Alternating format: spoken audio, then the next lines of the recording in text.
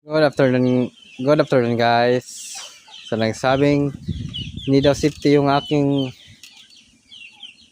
mga alaga. Ayan, may aso ako. Manok, baboy. Yan, aso. Yun yung tagabantay. Yan. Hindi lang yan. Tingnan nyo. Yan ang mga manok ko.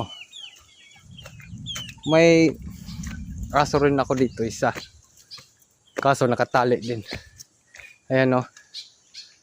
Ayan. Aso ko rin yan. Si Kimas.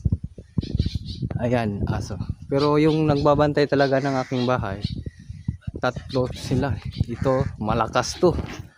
Putang, hindi to nakatali. Ayan o. Hindi nakatali. Kaya pag may pumunta dito na hindi nila kilala, na ano nila, oh, ayan, wak, pak. Yan, yun lang guys. Yan yung tagabantay ko. Salamat sa panonood.